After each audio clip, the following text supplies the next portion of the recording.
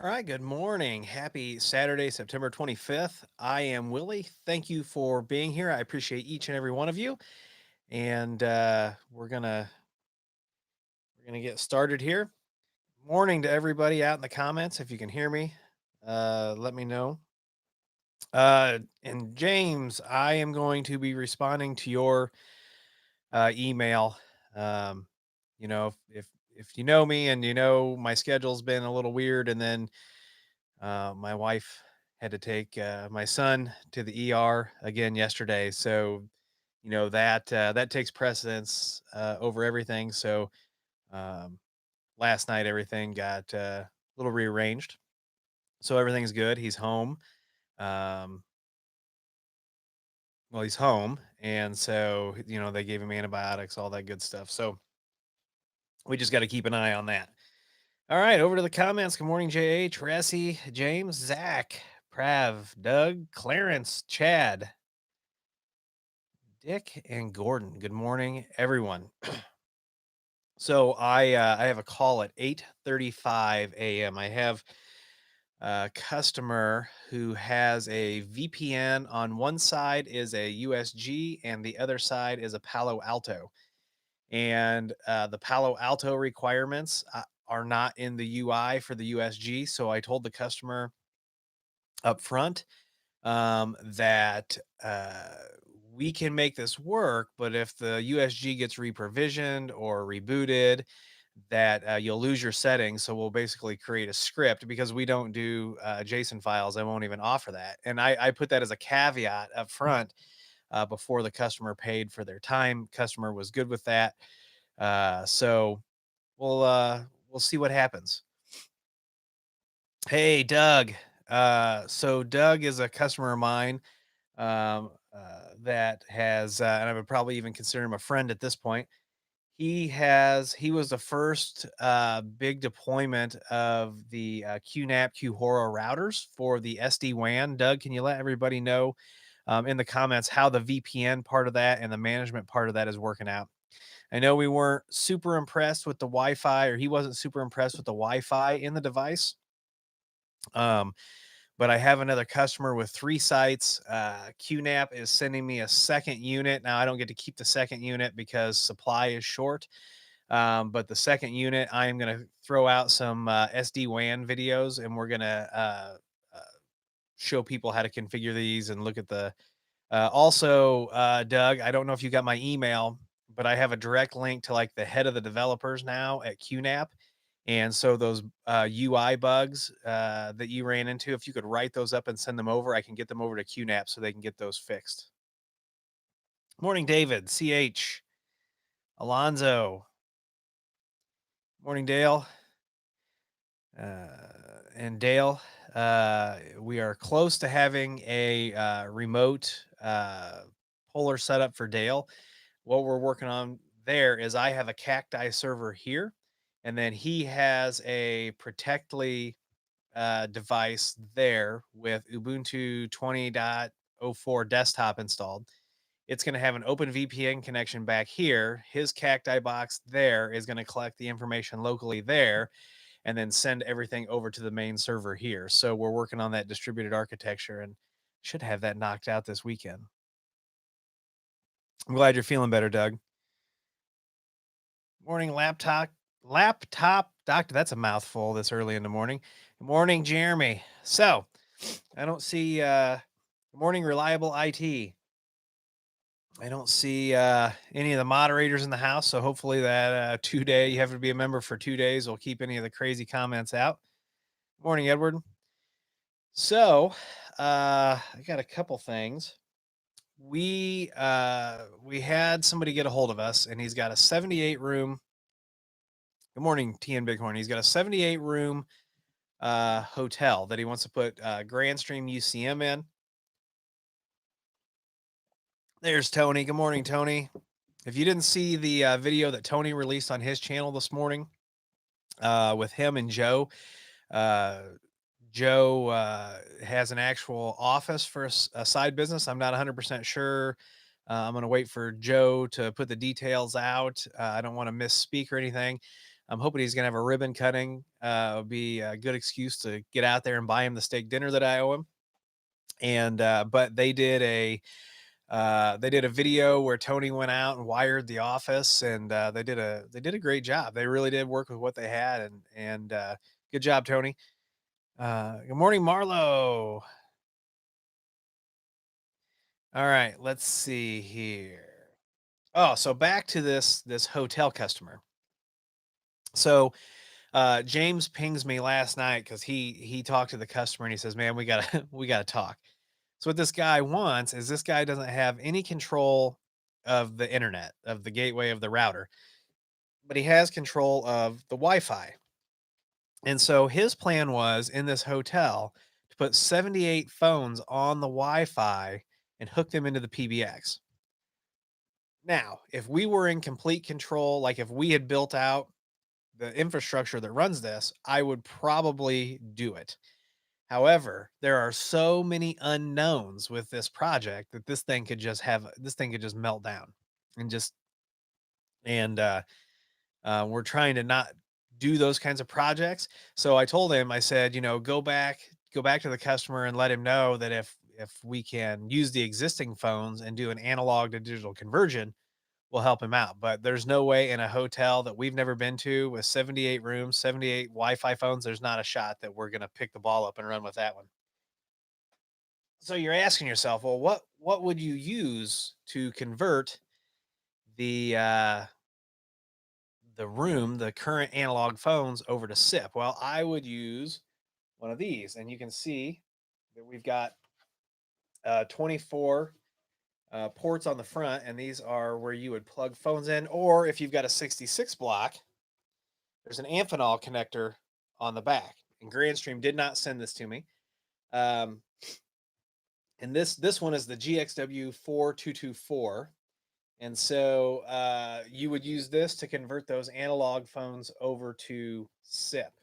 And I'm going to do a whole video on this. We pulled out a phone system at a customer here locally, and they had it's very difficult to find 66 blocks that are reasonably priced that have Amphenol connectors in my area.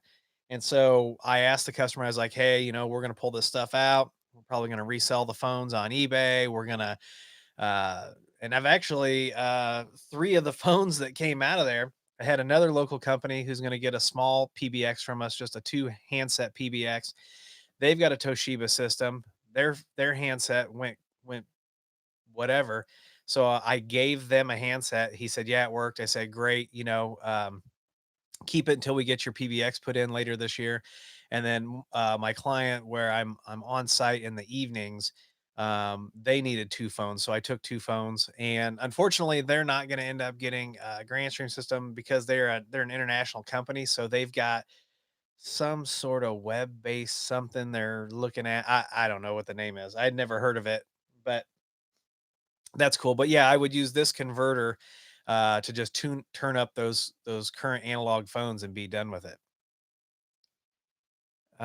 Okay, so Doug says 16 stores. So we've got 16 sites hooked together using the SD WAN. But the one thing that he's not too hot on is the Wi-Fi does not penetrate as well as Unify.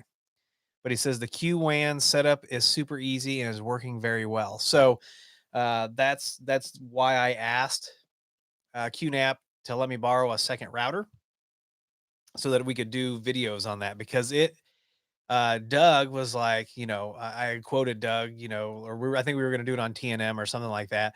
And he's only had a couple things so far, and it was James had to help. We set up the phone system, and then there was something with the calls, and James switched to Kodak and stuff like that. And it's working fine. So, all right.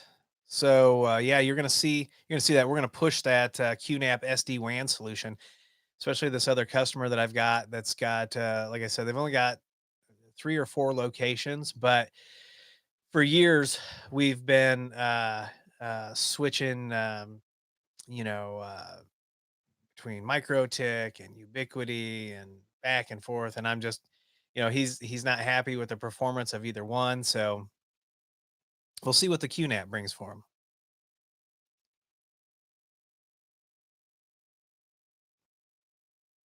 Yeah, so JH says he hasn't used the Grand Stream, but he's used a Mediatrix one. I don't know who Mediatrix is, but there's a lot of device manufacturers out there, right? So Resi uses the 48 port version in hotels, aged care, and mines. Awesome units, yeah.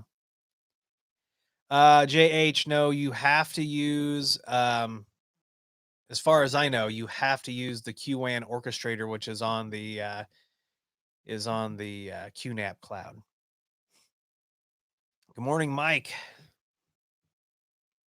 Mike is in Mexico teasing that awesome weather down there.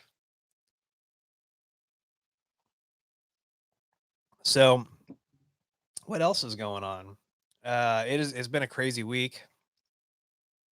And morning, Dave Robertson.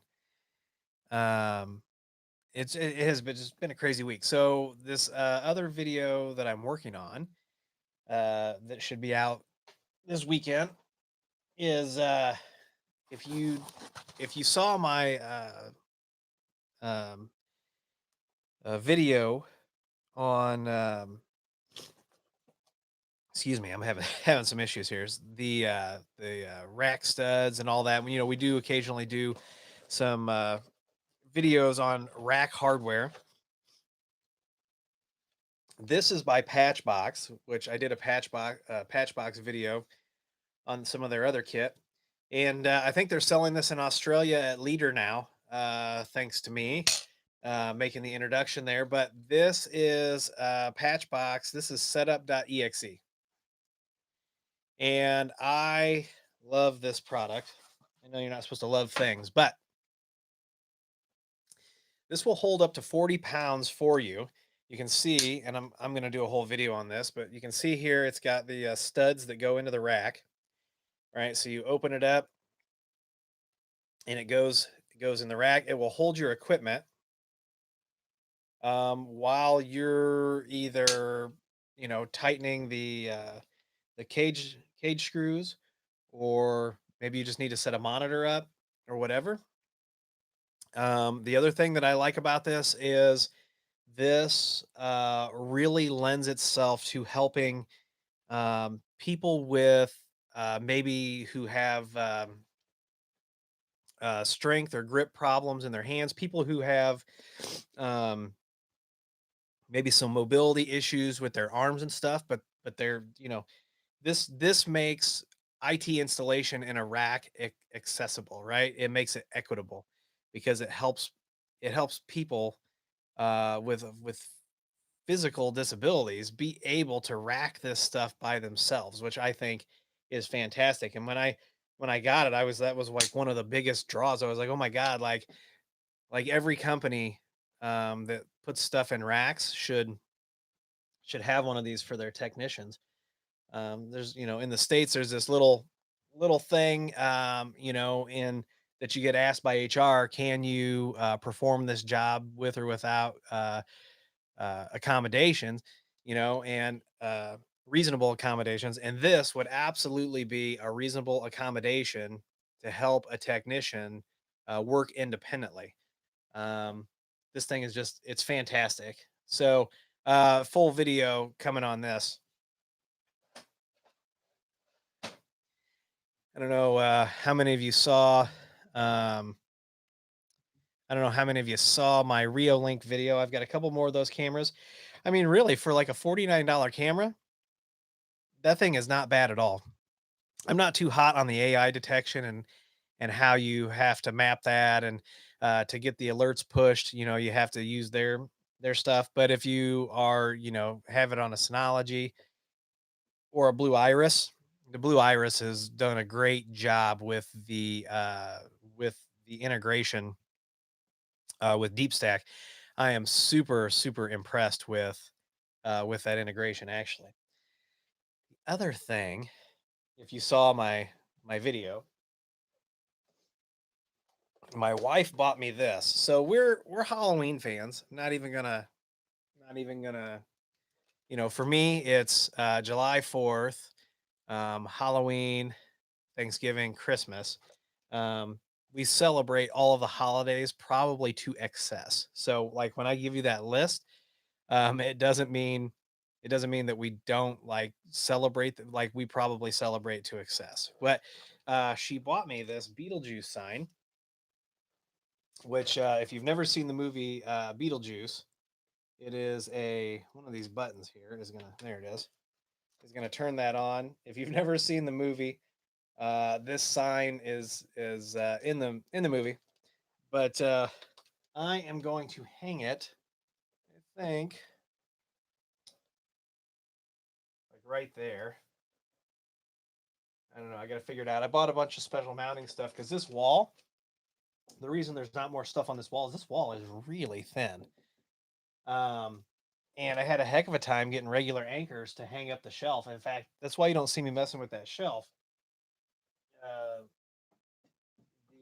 the fragility of that situation. That thing could fall. That thing could fall on us anytime. Uh, that's why you don't see me moving that around a lot, being really careful. So I'm going to replace the screws and stuff that are in the wall with these new anchors I bought. So, all right. Kelvin Owens. Kelvin, is that you, my buddy Kelvin Owens? I think that's my buddy Kelvin Owens. So Kelvin and I have known each other a few years, and Kelvin is the kind of person that has work ethic that would just blow your mind. Um, uh, I mean, everything he does, he puts his whole self in it. Kelvin, if you want to watch a movie review channel, Kelvin's I think in the top 10 movie reviews. It's called Go Watch a Movie. So uh, go check it out if you like movie reviews, TV show reviews. It's Go Watch a Movie, and he's got a website. They I think he still writes a blog. Yeah, so go check it out, Kelvin. I'm glad you joined us, man. That's fantastic. All right, all right. Dave Robertson says good idea on the patch box. Alonzo says I use a shelf today. We'll check this product. Yeah. So the really nice thing about the really nice thing about the the patch box is that it's got um these like screws that make it like temporary. So what you do, and I'm going to show this in the video, but I'll show you now. They've also got a video on it, but you pull that and that slides in the rack and then you just let it go, right? So this is much quicker, much easier than a shelf because you don't have to hold the shelf. And even if you're using their rack nut solution or another manufacturer's rack nut solution, you don't have to hold both sides of this. So it makes it super duper super duper easy. All right, if you've got your networking questions, put them in the comments. JH says if you should go to or you should go to Universal Studios if you're really into Halloween. Yeah, that's on our list, and also Halloween Town out on the West Coast is on our list, where they actually like turn a town into Halloween Town. So Marlo says, at home we have my Cisco ISR 4000. That's a nice router for home. With FXS FXO module, PVDM64, and a bunch of Cisco IP phones. ITSPs in my country is offering SIP trunk for businesses only. Yeah, I don't know which country you're in, but check out Telnex. Oh, that's what I wanted to talk about. So we've all been following the VoIP.ms DDoS outage, right? And there have been some companies that have used this. Ubiquity has now used this as a marketing lever. They're trying to get people to move to talk. There's a couple other companies that have tried to use the VoIP.ms outage as a leverage. And I saw a tweet the other day that said that somebody can emergency port your numbers for $2,000. And we emergency ported some numbers the other night in the evening for free. So Telnex will they have the ability to port some of those numbers at at no cost very, very quickly. So if you're in that situation still and you're looking at moving away from VoIP MS, you can use the link down below to go to Telnex. Telnex is a fantastic company. Ressi says, "Where was that patch box 20 years ago when I was trying to?" Yeah, 7206, man. Cisco 7206 VXR was the last Cisco 7206 that I installed. And what Ressi is talking about is a 4U, or not 4U. Is that 4U, Ressi? It is a big router. It's like this thick and it's modular. So you can put different modules and stuff in it. It is a big, big router. Dave Robertson asks, is the slot on the patch box wide enough for a 2-post rack? Dave, I'm not sure what you're asking. I don't know if that's like a double. I think I know what you're saying, but I don't know for sure.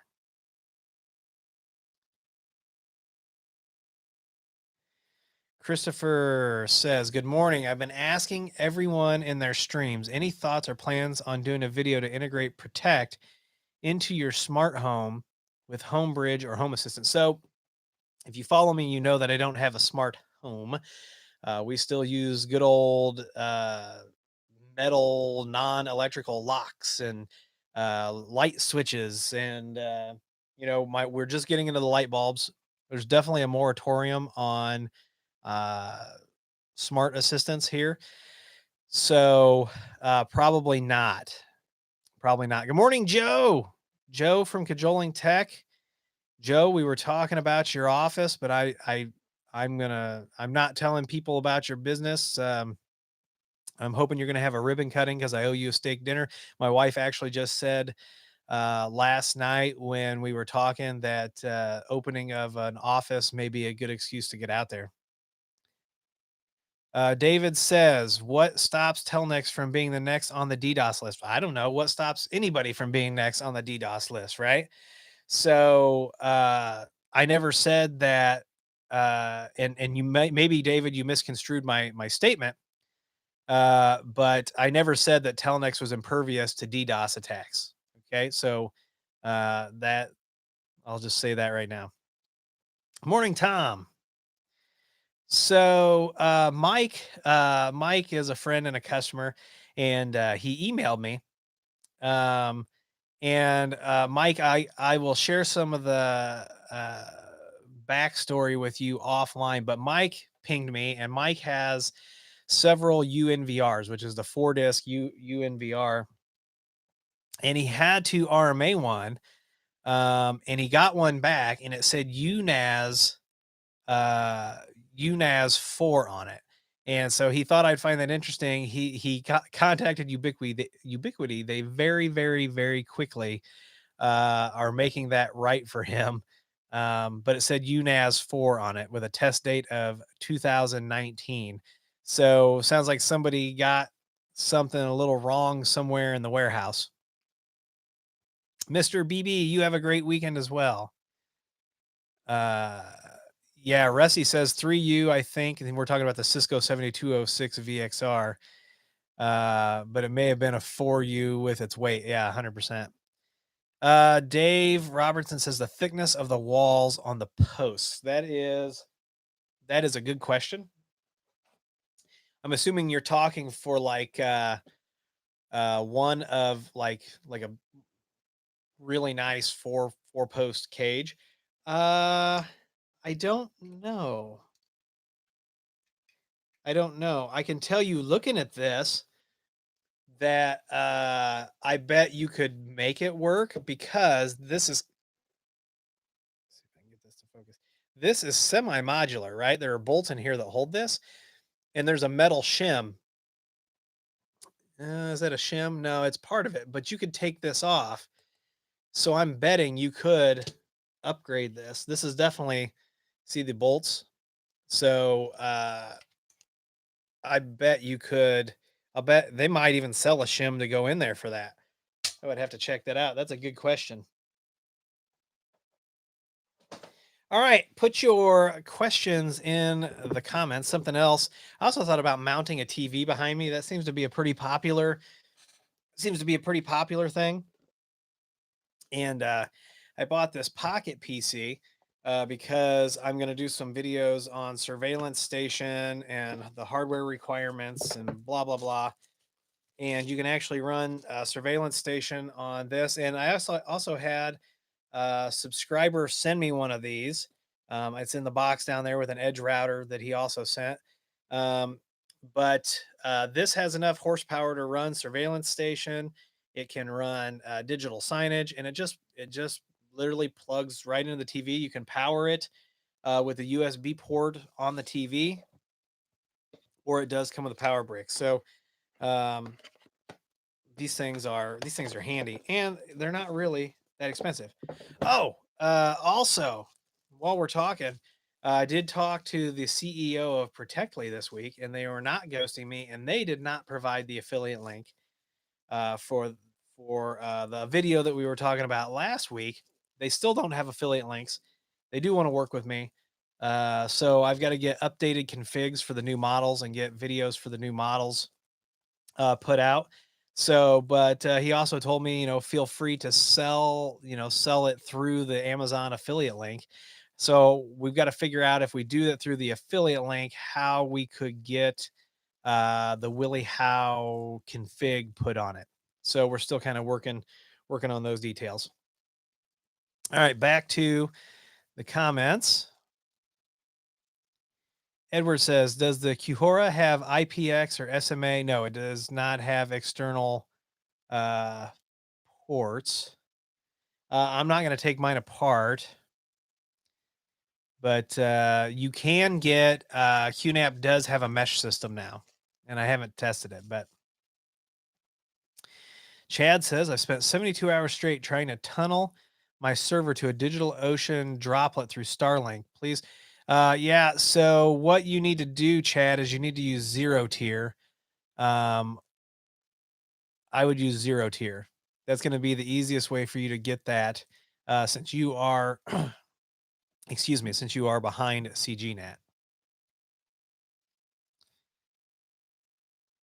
Let's see. DM Ohio says, thoughts on easiest way to get a camera feed from UNVR system to a website. So there is actually, yes, there you can do RTSP streams on Protect cameras, and there is actually a company, and I found them. So I funny story about how I found them. So I was looking at Gatlinburg, Tennessee webcams, and I'm going to replay this for you as I do this.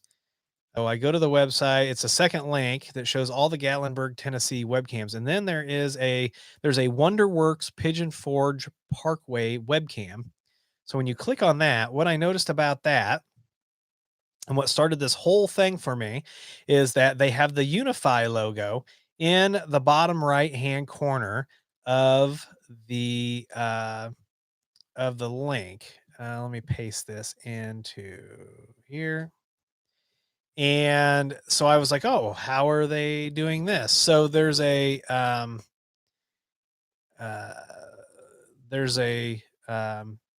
ipcamlive.com. So it was really easy the way I figured it out. I pressed play on the WonderWorks camera and then I right clicked and it shows ipcamlive.com. So go ahead and check that out. Hope that helps you out.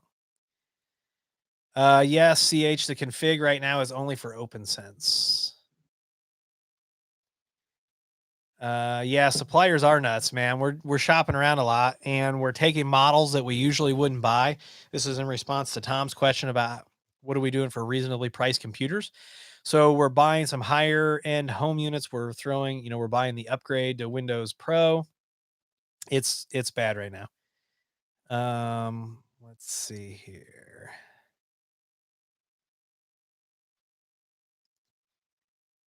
Uh,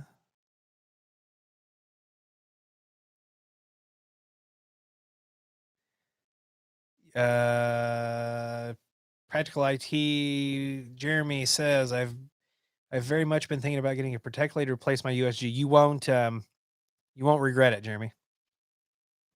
So, hey Chad, have a great weekend. So, all right, and I also need to hit the dusty trail. I have a call coming in at 8:35 a.m. Central Time. So, if you like this video, please give me a thumbs up. If you're just viewing, subscribe, stick around. Affiliate links are all down below. Contact link is down below. Email is going out for training. I'm waiting to hear back from Ubiquiti on one thing. Grandstream training is being moved to November. So details coming soon. And yeah, if you need anything, just reach out. I want to thank you all for being here. And as always, I'll see you in the next video.